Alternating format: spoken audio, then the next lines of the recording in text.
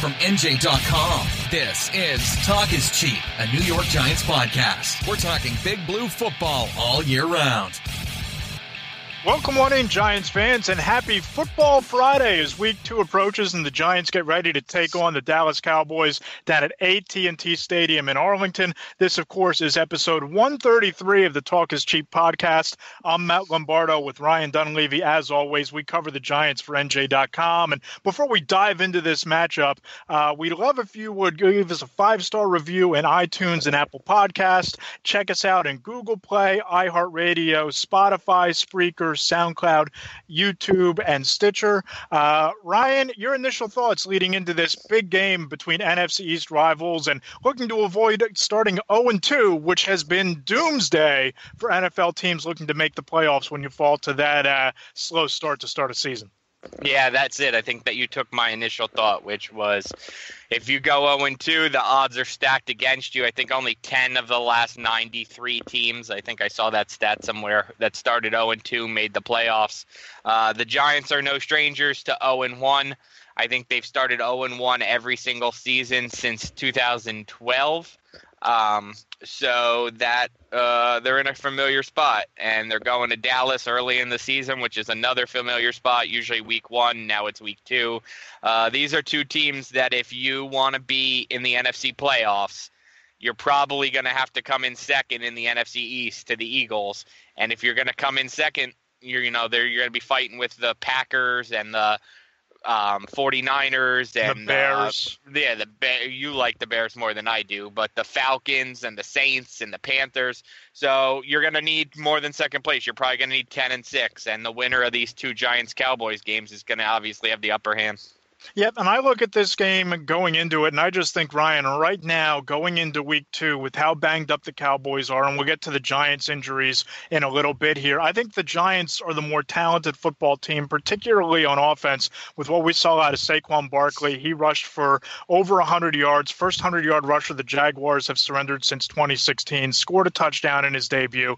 Odell Beckham Jr. seemed to check all the boxes last week, and it's going to come down on Sunday night to two things. On offense, it's Eli Manning being able to connect not just with Barkley on the short and intermediate routes and get him the ball in space, but with Beckham over the top where they had some missed opportunities, which we touched on earlier in the week. And on defense, it's about taking away Ezekiel Elliott. Look, he was held to under 100 yards, only 69 rushing yards last week, but he did score a touchdown against the Panthers in a losing cause. Landon Collins threw down the gauntlet and said that if you take away Ezekiel Elliott and make Dak Prescott beat you, chances are you're going to win the game. But Dak didn't exactly appreciate those comments from a guy who was a rival dating back to his time at Mississippi State and Collins' time at Alabama. They meet again in the NFC East opener this week. Yeah, Prescott said challenge accepted. And if you're a fan of How I Met Your Mother, the television sitcom, I loved that show. Barney Stinson, Neil Patrick Harris, that was kind of his catchphrase. So I can't hear challenge accepted without thinking that. But Prescott took it as a challenge. I don't know if Collins meant it as a challenge. Here's what I like about Landon Collins. He says what everyone else is thinking. And everyone around the NFL knows that that's how you play the Cowboys, at least until they find new weapons to replace Jason Witten and Dez Bryant. You take away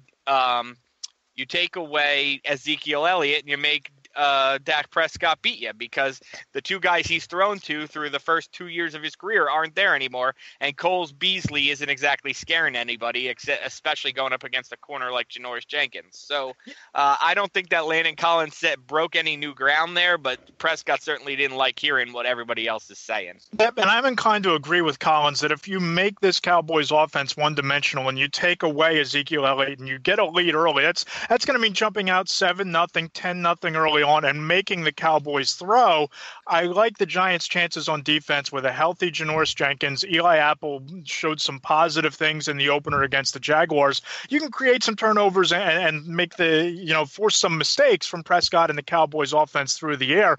The challenge, and I wrote about this on Friday morning for the site, the challenge is generating that pressure without blitzing Dak Prescott. He was sacked 6 times by the Panthers last week, looked really uncomfortable in the pocket. Pat Shurmur and James Betcher both talked about it's not just the sacks this week that matter. It's about generating consistent, relentless pressure and making Prescott feel uncomfortable. And that's really magnified by the fact, Ryan, that last year, Prescott, according to Pro Football Focus, was the most efficient passer in the NFL with a rating of 101.9 against the blitz. That means that B.J. Hill is going to have to win his matchup up front. You're going to have Dalvin Tomlinson win his battle up front. You're going to have to get A-gap pressure from Damon Harrison, because I think as soon as you start bringing those extra blitzers, you open yourself up to maybe Elliott making some plays in the passing game and helping boost that rating for Prescott even more against the blitz. Yeah, look, I think we've been harping on this all offseason.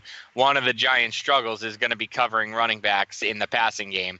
If they're blitzing and Elliott can leak out and, catch a screen or a swing pass or something, that's going to be trouble. I think Leonard Fournette had 3 catches for 14 yards in the first half against the Giants. Then he got injured, and TJ Yeldon ends up catching a touchdown pass. So I think that's going to be a problem for the Giants. I just asked linebacker coach Bill McGovern about it. He basically didn't answer the question. So it's certainly something I think that the Giants have to be concerned about early in this season, as not just Zeke, but, Alvin Kamara and a bunch of other really good running backs line up for the first half of the schedule. Yep, and the challenge for the Giants is to get that push against one of, if not the premier offensive line in the league, Tyron Smith all the way over to La'el Collins at right tackle. Rookie Connor Williams has done a nice job so far. And the one area, and we guy I thought the Giants should have picked, Connor Williams. Yep. I liked him a lot coming out of Texas as well, and he had a little bit of an injury there that caused him to fall further than some initially anticipated, but I think he would have looked great in Giants blue. But one way where the Giants can create that pressure is you put Connor Barwin with his hand on the turf. You put Kareem Martin with his hand on the turf. You talked about it. You called it the Grand Prix package with 4 linebackers with their hand on the dirt. As what we talked about on the podcast, I read it. You've been all over this. I think that on Sunday night in front of a national audience, maybe you generate some acclaim if you're able to get that Grand Prix package in Prescott's face early and get it in his face often. Yeah, agreed. Yeah, and for anybody who doesn't know, the Giants had a NASCAR package in like 07 and 11 where they used all defensive ends and swapped out their defensive tackles to get more of a pass rush. Well, this past Sunday against the Jaguars, the Giants did kind of an unusual look where they took most of their defensive linemen out of the game and just went with linebackers and safeties with Landon Collins in the box and went with kind of a smaller speed look. I'll be interested to see if that works against the Cowboys, Matt, because the Cowboys have so many just mammoth offensive linemen. I don't know if that'll work. Yep, and some of the key matchups that could go either way here. The one where I think is going to go a long way towards determining just how explosive the Giants offense has a chance to be. And I think they put up a big number in terms of yards and points, because I was encouraged by what I saw from the running game late with Barkley against the Jaguars. And I don't think the secondary for the Cowboys is as dominant on the outside as the Jaguars was. But the matchup that's going to determine whether or not the offense takes flight is Eric Flowers against DeMarcus Lawrence. And look, Lawrence traditionally plays left defensive end, but I have a feeling that the Cowboys are going to follow suit and put their best pass rusher, which is DeMarcus Lawrence, opposite Eric Flowers. He's a guy who has 36.5 sacks over the last 3 seasons. You look at Flowers the first week, he had the tripping call on the first play from scrimmage for the Giants, called for a hold, gave up a sack, gave up 6.5 sacks last season. Until he proves that he can win a one-on-one battle against an elite pass rusher, Ryan, I think the Giants don't have a choice but to plant Rhett Ellison as an inline blocker and double team Lawrence if you have any chance of keeping that right side from really wreaking havoc on Eli Manning and also the run game. Yeah, I agree. I mean, the first thing I noticed on that pick 6 was that Rhett Ellison was on the field, but on the other side, and I still can't really wrap my head around why you would have Ellison next to Nate Solder, your billion-dollar offensive lineman, and you have the play go the opposite direction from where you had the tight end and the better tackle. So, I think that Now, look, Jeff Schwartz, in fairness to Flowers, I asked Jeff Schwartz, the serious analyst and former Giants offensive lineman, to break down that play for me. He said Flowers did everything right on that play, played it as you're supposed to play it. It's just, the Giants put him in a pickle there, and it did, and the Jaguars took advantage of it. You expect the Cowboys to do some more things to bait Flowers and make him make some quick thinking adjustments. But yeah, I agree. I think the best way to go about it is probably to chip Lawrence, and with either Barkley coming out of the backfield or with Ingram or Ellison. But let's call it what it is. If you're chipping those guys and not sending them out in pass routes, or if you're chipping them and sending them out in delayed pass routes, you're not using them to their full effectiveness. I mean, Barkley's a good pass blocker, but he's a better pass receiver. Ingram's an average to below average blocker, and he's a very good receiver. I know he had a couple drops, but that's the strength of his game. So if you're going to have them in as blockers, you're taking away from your offense. Totally agree. And I'm just going to go out on a limb here. I think there's a chance that we see a lot more Shane Smith at fullback this week, just to free up Barkley to be a pass catcher on swing routes and screen passes. So you can put the fullback in there to chip on that right-hand side. And DeMarcus Lawrence got off to a fast start last week. He picked up a sack against Cam Newton, who's obviously a far more mobile quarterback than Eli Manning is at this stage of his career. So that's a matchup with his explosiveness and his speed off the first step. I think that could give Eric Flowers some trouble. And you flip the script here and you look at the Giants defense. This game's going to be won and lost. We touched on it a little bit earlier. It's going to be won and lost by how well the Giants front seven does against the Cowboys offensive line. And that starts against the run. It starts against Ezekiel Elliott. And like we said, Elliott last week was held under 100 yards. He still scored a touchdown. And I think that the Giants, depending on what the offense is able to do and how effective the offensive line is, I think they'd rather give up the yards than give up the touchdown against Elliott because, that's just more points on the board. Yeah, exactly. Yep. A lot of interesting matchups, I think, within this matchups within the matchup, so to speak. And the Lawrence Flowers one, I think, is number one. Yep, and Elliott last year against the Giants didn't play in the second game. He was serving that 6-game suspension. But the opener, 24 carries, 104 yards. So he got those yards, but he didn't find the end zone. So we'll see if Landon Collins' prediction will hold true here. I'm a little bit worried, though, Ryan, about the Giants' run defense, given the fact that before Leonard Fournette got hurt in week 1, before he left in the first half with that hamstring injury, he was averaging nearly 4.9 yards per attempt. He was gashing them up front, and Blake Bortles also got loose on a defensive breakdown on a 41-yard scramble. Giants' run defense is going to have to come to play on Sunday night if they have any chance of winning this game.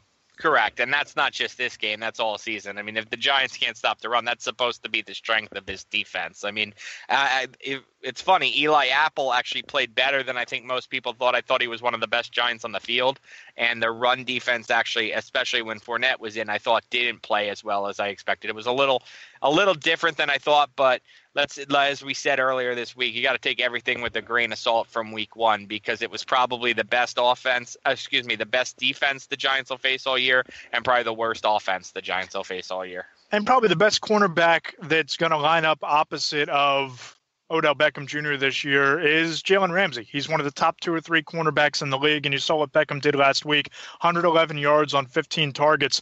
This week, he's probably going to line up against Chidobe Awuzie, the second-round cornerback out of Colorado. It's his second year.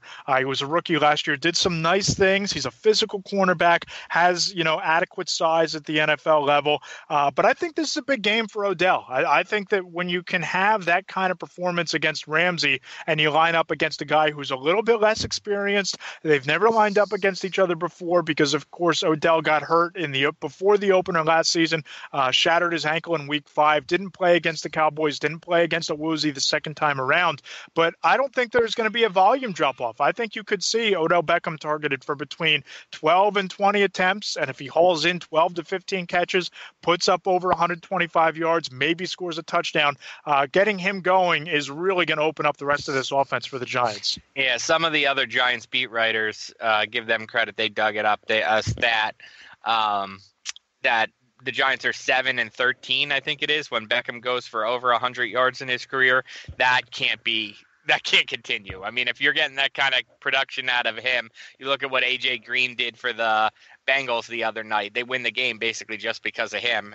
Beckham's that kind of talent, so if he's putting up those kind of numbers, the Giants need to do better. I mean, the offense, I remember watching that season opener last year against the Cowboys, and without Beckham, the Giants couldn't even move the ball, and that's when they had a healthy offensive line too last season. So this offensive line, to me, has ways to go just to catch up to the season opening starting line, offensive line the Giants had last year. Forget the one they finished the season with.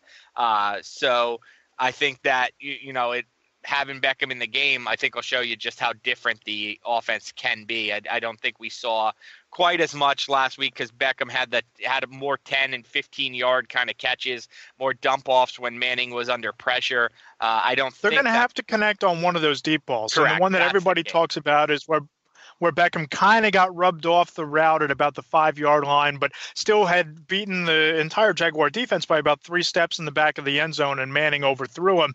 You need to start connecting on those. And whether that's a lack of timing from not playing in the preseason, that excuse is starting to get a little bit tired now that you have 2 weeks of regular season practices. This will be their second game. Career against the Cowboys. Odell has 31 catches for 426 yards and 5 touchdowns.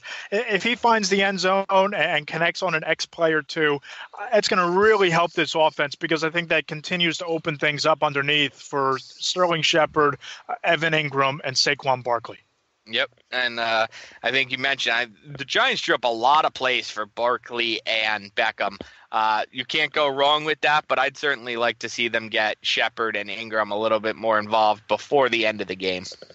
I agree, but I do think the one area where they could serve themselves to involve Saquon Barkley a little bit more is in the passing game. He was only targeted 6 times through the air. All of those targets came in the second half. And if the offensive line continues to struggle and if Lawrence is beating Flowers off the edge, and I remember last week ESPN Stats and Information had a stat, Ryan, that in 4 of Barkley's first 8 carries in the first half, he was hit behind the line of scrimmage and averaged negative 1.4 yards before contact. If that happens again, you have to get him the ball in the open field. And I don't know that there's a linebacker in the league that can keep pace with him one-on-one in the passing game.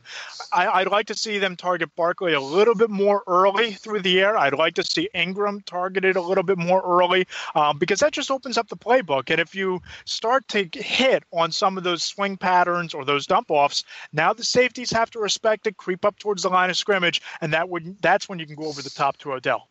Yep, exactly. And really it comes down to Manning's got to hit him. I mean, it's really that simple. Manning's got to hit the short pass. He's never been a great screen quarterback. He's got to hit the screens to Barkley. I wrote a pretty in-depth piece this week where Kurt Warner and I broke down kind of Manning's fit for this Shurmur offense because Manning's more of a deep shot quarterback and Shurmur's more of a high completion percentage guy, and Manning started 11 of 11 and still found his way to 62% in the game. So that's probably not going to be good enough most games for the Giants. I totally agree. And one area where, and this is where the injury report for this week kind of comes into play, where I think the Giants need to find a way to generate pressure is in the absence of Olivier Vernon. And Vernon didn't practice all this week. We saw him doing some side work on Wednesday and Thursday. He was wearing a hoodie, didn't even stretch with his teammates on Friday. So it's looking less and less likely that Olivier Vernon is going to dress on Sunday night. And this is a key matchup, Ryan, that I'd love to get your thoughts on. The Giants' edge rushers against that Cowboys offensive line. Who do you like there, and how do you see it playing out? Yeah, I like the Cowboys' offensive line. I understand the Giants fell at the feet of Blake Bortles quite a bit. They were maybe a split second late, but that's still a split second late, and that's all it takes in the NFL. They only got 1 sack. Pat Shurmur said this week that, sacks are kind of an overrated stat. I couldn't disagree more. It's not just about pressure and knockdowns. It's about lost yardage. So I give the edge to the Cowboys offensive line against the Giants defensive line, just like I'd give the edge to the Cowboys offensive line against most defensive lines. Yep. And another defensive matchup that I think is going to not necessarily determine the outcome of the game, but it's going to be a critical one to watch. That's nickel cornerback B.W. Webb against Cowboys wide receiver Cole Beasley. We touched on it earlier, Ryan, and you brought it up. No Dez Bryant, no Jason Witten. This offense is going to look a lot different. And I think the Cowboys have done a really terrible job of building around Dak Prescott. You take away two of his most reliable and dangerous weapons. You don't really replace them. That's really puts a quarterback in a really tough spot heading into his third year. Beasley last week, 7 passes for 73 yards. B.W. Webb is a guy who won that job almost by default. The Giants didn't really bring in that many quality options. They tried William Gay during training camp in that spot before moving him to safety. Leonard Johnson is a veteran they brought in, didn't wind up making the 53-man roster. I kind of like Beasley's chance here. Don't forget maybe the best cornerback in the whole NFC East, Sam Beal. The caged lion, who got injured in the first day of training camp. He probably would have been. I mean, can't say probably. He certainly would have been in that competition to be the nickelback too. Yeah, I think Beasley has a chance to put up some numbers. I don't know that he, posts 100 yards receiving, but I think he has a pretty solid game against Webb. But that, again, is all dependent on the pass rush. Yeah, exactly. And I think Beasley will probably win that matchup, but I think the Giants will probably win the outside corner matchups. I think Jenkins and I expect big games again from Jenkins, assuming he plays. We still don't know much as we sit here on Friday afternoon about Jenkins' family situation. We know he was back at practice today, which is a good sign after leaving on Thursday. So assuming he plays and Apple plays, I think they'll win those matchups, but I think Beasley will probably win the inside matchup. The final matchup that I think has a strong bearing on the outcome, especially for the offense, and it's actually one of my X factors, Ryan, is John Jalapio against Tyron Crawford. And Crawford is a guy that does a nice job of... You really like the trenches, Matt. I like that about you. You love to get into like center and guard play. Yeah, I'm more of a finesse. Like if I played, I'd be like a wide receiver or cornerback. Like I like throw me the ball a couple times a game. Otherwise, leave me alone. My very limited playing career ended in Pop Warner when I was a blocking tight end. Not very reliable as a pass catcher, but man, if you tried to blitz off the edge, I was going to knock you on your ass. That was me back in 90 count football. The Giants could use you. Yeah, all 6'3", 200 of me. To throw me out there, and we'll see what we could do. But I kind of like this matchup because of just what we saw in terms of the A-gap pressure generated last week by the Jaguars and the fact that Barkley was hit behind the line of scrimmage. Eli Manning was facing, solid pressure right in his face almost from get-go. Jalapio graded out really well according to Pro Football Focus. I think he needs another big game if this offense has any chance to get going because, look, we all know Saquon Barkley's a home run hitter. We all know that there could be a 50, 60, even 70-yard run looming. But if he's getting hit behind the line of scrimmage over and over and over again, if there's pressure being, provided by Crawford up the middle, it's not going to bode well for Eli. I think it's a matchup where the Giants have to win it, and Jalapio needs to put together another solid game. Yeah, that's a good one. I think here's what I think this game boils down to, and we just did like a 25, 35-minute podcast. Here's what I think the match boils down to. The Giants have better skill position players on both sides of the ball, and the Cowboys are better in the big bodies. If the game is won on the outside of the field, the perimeter, the Giants are going to win. And if the game's won in the trenches, the Cowboys are going to win. It's a great point. I mean, that's a really, boiling it down, that's some really solid analysis because I agree with you. I think that the offensive line for the Cowboys is something that the Giants are going to have to figure out a way to beat. It's that simple. And I don't think that blitzing Prescott is the answer. And I think you're going to see a lot of Landon Collins in that hybrid money backer role up near the line of scrimmage. You're going to see a lot more single high safety with Michael Thomas. I think the Giants are good enough on the outside to take away a Cole Beasley and the rest of the passing game from the Cowboys. Yep, that's it. If it's a track meet, it favors the Giants. If it's in the trenches, it favors the Cowboys. So who do you have winning it? I have a track meet. I think the Giants win the game, maybe 27-20. A couple of maybe both teams I see going on some of those long drives that frustratingly end in the red zone, and you end up kicking field goals. I don't expect much of a difference between these two teams. I expect maybe Giants have the ball with 2 minutes left in a tie game and score, or Cowboys have the ball with 2 minutes left, down 7 and don't score. I think the Giants just have too many playmakers for the Cowboys. This Cowboys team right now, as they still try to figure out their identity. We mentioned Witten and Bryant. This is the stat that blows me away, Matt. The Cowboys have an illustrious history, right? We're not talking about the history of the Jaguars or the history of the Texans or whatever. The history of the Cowboys is illustrious, and Witten is number 1 all time in franchise history in catches. Bryant is number 3 in franchise history in all time in catches. Number 2 is a guy named Michael Irvin. You might have heard of him. So I just think that as the Cowboys try to figure out who they are offensively without those 2 guys, I think the Giants catch them early. Right now, I'd say the Cowboys win the last game, the regular season, when they figured their stuff out. I picked the Cowboys to win that game. But right now in week 2, I just think the Giants know who they are a little bit more than the Cowboys do. Yeah, I also like the Giants to win. I picked 34-23 on the website. I think that the Cowboys just don't have the firepower. A blowout.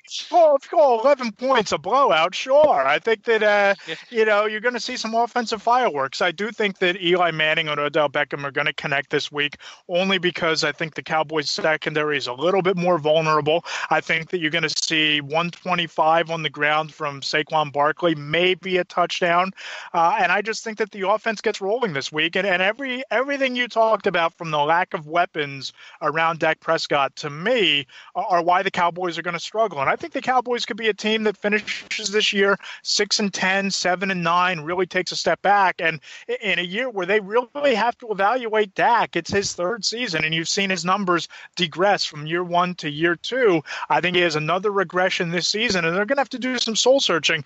Is he the guy moving forward? And I think that that's almost unfair, because they've done nothing to support him other than build an offensive line and get him a running back. They've taken away his best 2 targets, as you've talked about. And even on defense, outside of what they do in the front 7 with Sean Lee and that defensive line, secondary has a lot of holes. They're vulnerable over the top. And I tend to agree with you. I think this could be a track meet. Yeah, I got a something. Assuming we're with predictions, I want to throw something at you. Yep. Steve Politi, our legendary columnist, and I did something this week on. I read it. It was a lot of trash talk back and forth. A lot of trash talk, yeah. Politi and I trash talk a bit. And you know what? I encourage people to read it if you're listening to this podcast, because really it was what you as a listener and your buddy would do, or 2 guys at a sports bar would do. It started out as just kind of a text message between 2 buddies saying, do you think the Giants would be better right now, today, with Eli Manning or Sam Darnold at quarterback? And I thought it was a no-brainer Manning, and Politi thought it was a no-brainer Darnold. I think it's a no-brainer for the future that it's Darnold, because Eli's 37 years old. But right now, today, 2018, are the Giants better with Darnold, or are they better with Manning? And obviously this is a question because Darnold looked so good in week 1 for the Jets, and because the Giants passed on him in order to pick Barkley. So Matt, why don't you be the tiebreaker here? And no, I don't want you to feel any pressure, because you and I sit next to each other every single day. And because you and I, we're friends, I don't want you to feel any pressure, that you have to side with me instead of Politi, who you hardly know. Don't worry about that. Don't put that out of your sight, out of your mind. Don't feel influenced to pick me in any way. Who you got? I'm going to flip the script on you here, because everything you just said in terms of Sam Darnold making the Giants better in the future, I disagree with that just a bit, because here's the thing. You're going to be in a position to be able to trade up to get a quarterback in the first round next year, or you're going to hand the keys over to Kyle Lauletta, and you have a built-in, ready-made offense, which is why I think the Giants rightfully took Saquon Barkley at number 2, to put him with Beckham and Evan Ingram and Sterling Shepard, to facilitate the next quarterback to step into a ready-made, high-powered offensive attack for the next decade.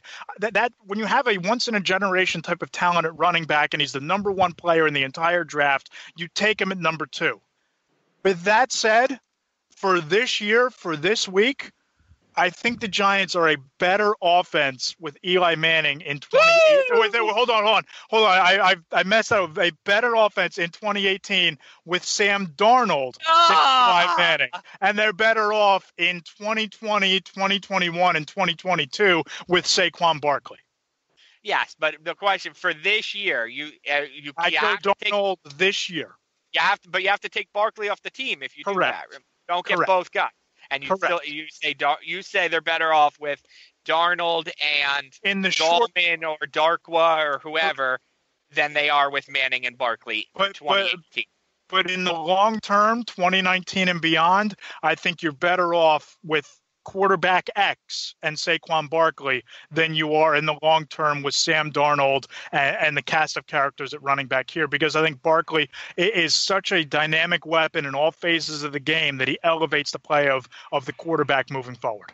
Yeah, I don't like what you did to me there. That kind of tease where you said Manning at first, and then you claimed to have a slip of the tongue and went with Darnold. I'm not thrilled about that.